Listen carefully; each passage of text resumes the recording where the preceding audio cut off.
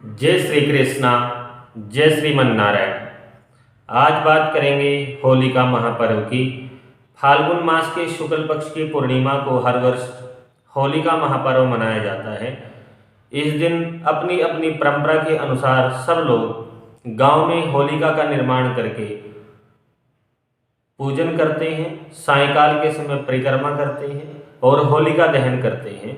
अगले दिन प्रातःकाल दुल्हंडी के रूप में एक दूसरे के ऊपर रंग डाल करके ढेर सारे पकवान बना करके एक दूसरे को खिलाते हैं, मिठाइयाँ बांटते हैं और इस वसंत का आगमन पर बहुत खुशियां जाहिर करते हैं। यह त्यौहार बहुत ही सुख शांति का पर्व माना जाता है, हर्षोल्लास का त्यौहार माना जाता है। जिस प्रकार से दीपावली में दीपों की उष्णता से, तेल की गंध से चातुर्मास्य में उत्पन्न हुए कीटाणु नष्ट हो जाते हैं, उसी प्रकार से सर्दी में यानी शीत में उत्पन्न कीटाणु होलिका महापर्व पर आकर के नष्ट हो जाते हैं। जिस प्रकार से हम सब एक दूसरे को रंग लगा करके अपने जीवन को रंग बिरंगा बनाते हैं, इन दिनों में प्रकृति हमसे पहले आकर के रंग बिरंगी हो जाती है, चारों ओर हरियाली छा जाती है। होलिका महापर्व पर किए गए बहुत सारे ऐसे उपाय हैं जो हमें सुख और शांति प्रदान करते हैं। इस विषय में आज हम बात करेंगे होलिका दहन के पश्चात उसकी जो राख है उसके क्या क्या हम उपाय कर सकते हैं जो हमें लाभ प्रदान करने वाले हों। पूर्णिमा के दिन जिस दिन होली का पूजन होता है, लौंग देसी घी में डुबो करके साथ में अन्न, मीठा और फल लेकर के, नारियल लेकर के, पतासे लेकर के होलिका की पूजा करें। जब होलिका दहन हो रहा हो उससे पहले इन सब वस्तुओं को होलिका दहन के समय भी आप अग्नि में डाल सकते हो या उससे पहले जाकर के होलिका पर चढ़ा सकते हो। अगले दिन प्रातःकाल जाकर के थोड़ी सी राख लेकर के आए। जो व्यक्ति रोगी है और जिसकी कोई भी दवाई काम नहीं कर रही है, बहुत परेशान है, बहुत सारी दवाइयाँ इलाज कराने के पश्चात भी स्वास्थ्य का लाभ नहीं मिल रहा है, उनको चाहिए कि स्नान करने वाले जल में थोड़ी सी राख डाल करके उस जल का स्नान करना चाहिए, गर्म जल से स्नान करना चाहिए। ऐसा करने से स्वास्थ्य में आशातीत लाभ होता है और स्वस्थ हो जाता है व्यक्ति, अपने जीवन में सुख भोगता है और भगवान विष्णु की अखंड कृपा की से प्राप्ति होती है। इसके अलावा ताबीज में होलिका दहन की जो राख है उसको भर करके गले में धारण कर सकते हैं। होलिका वाले दिन रात्रि में पूजन करने से, भगवान का भजन करने से, विशेष रूप से गायत्री मंत्र का जप करने से या अपने इष्ट देवता का ध्यान करते हुए उसका जाप करने से वह मंत्र सिद्ध हो जाता है। जिस प्रकार से शिवालय के पास जाने से अनंत गुना फलों की प्राप्ति होती है, गंगा आदि तीर्थों पे जप करने से अनंत गुना फलों की प्राप्ति होती है, होलिका की रात्रि में भी मंत्र जप करने से मंत्र सिद्ध हो जाता है। इसलिए इस रात्रि में मंत्र को सिद्ध करना चाहिए। प्रातःकाल राख लेकर के आके मस्तक पर धारण करने से राहु, केतु और शनि का प्रकोप शांत हो जाता है। इसलिए होलिका की राख लेकर के आप अपने जीवन का कल्याण कर सकते हैं। होलिका से एक दिन पूर्व यानी होलिका दहन वाले दिन दुल्हंडी से एक दिन पूर्व 5 नींबू लेकर के आए, 7 लौंग लेकर के आए, 5 हल्दी की गांठ, 5 सुपारी, थोड़ी सी शतावर लेकर के उससे भी होलिका का आप पूजन कर सकते हैं। ये सारी की सारी वस्तुएं 60 प्रकार के जो कर्म है जैसे मारण, विद्वेषण, उच्चाटन, सम्मोहन और वशीकरण, इस प्रकार की अगर किसी ने किसी पे क्रिया करा रखी है उसे नष्ट करने के लिए ये सब वस्तुएं परम कल्याण करने वाली है। होलिका से एक दिन पहले इस सारे सामान को इकट्ठा कर ले। उसमें चाहे हल्दी की गांठ है या आपकी सुपारी है, नींबू है, लौंग है या शतावर है, सारी की सारी वस्तुएं पंसारी की दुकान पे जाकर के लेकर के आएं। अगले दिन होलिका दहन के समय अपने ऊपर से वार करके, परिवार के ऊपर से वार करके अग्नि में डालने से होलिका की ये जो मारण, उच्चाटन, विद्वेषण, वशीकरण आदि षटकर्म हैं ये शांत हो जाते हैं।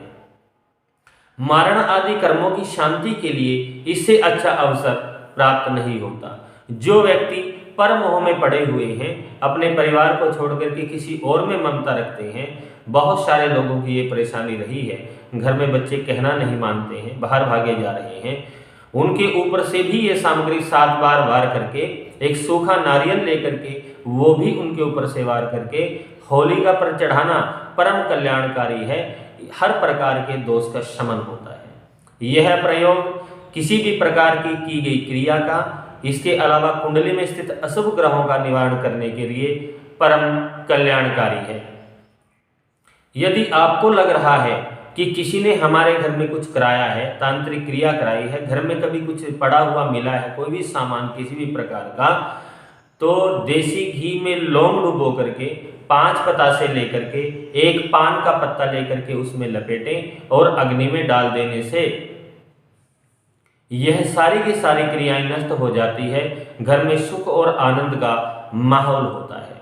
अगर आपका पैसा कहीं गया हुआ है और वह वापस नहीं आ रहा है, तो होली जलने वाले स्थान पर अनार की लकड़ी से उस व्यक्ति का नाम प्रातःकाल लिख करके आए जिसने आपका पैसा लेकर के रखा हुआ है।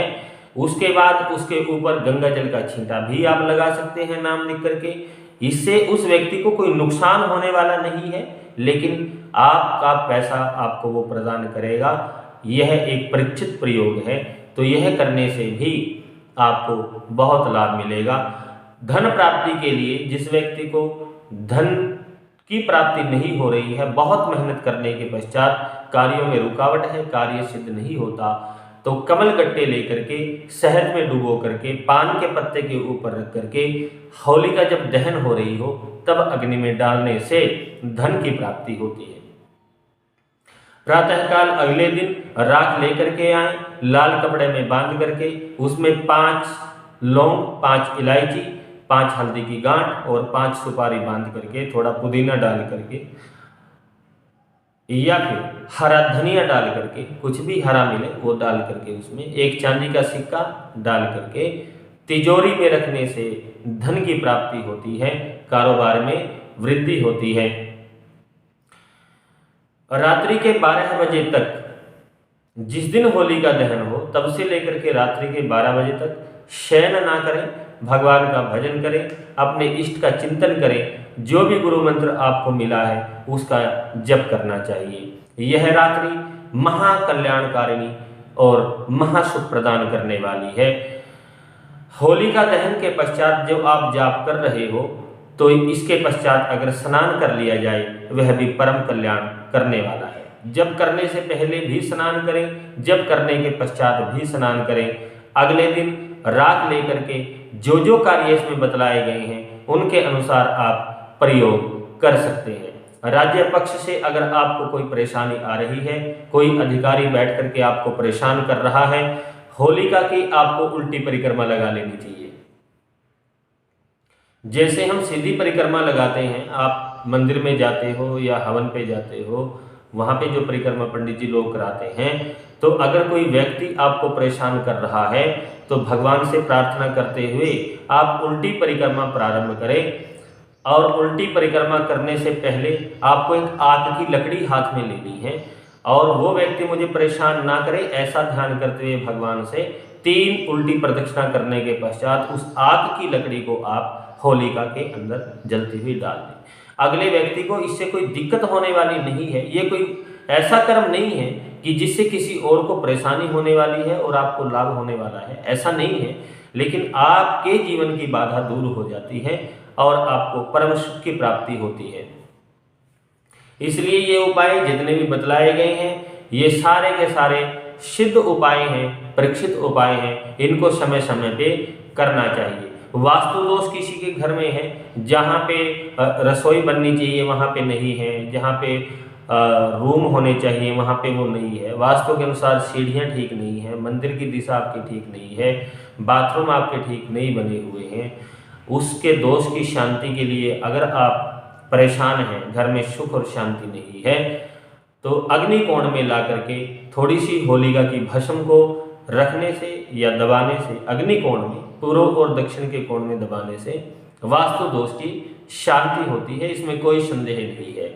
किसी भी प्रकार का भय है, रात को बुरे सपने आते हैं, आप रात को सपनों की वजह से सो नहीं पा रहे हो, कोई आपको बुरे सपने ऐसे दिखाई देते हैं जिससे आप चिंतित हो उठते हो, पितृ दोष के कारण भी अगर ये परेशानियां आ रही है तो पीली सरसों, 2 नारियल और 2 आपको लौंग, 5 पता से लेकर के इन सब वस्तुओं को अपने घर के सभी सदस्यों का हाथ लगवा करके होलिका पे आप दिन में भी रख के आ सकते हो, या जलती हुई अग्नि जब दहन हो रहा हो तब भी आप डाल सकते हो। इससे दुष्प्रभाव शांत हो जाता है।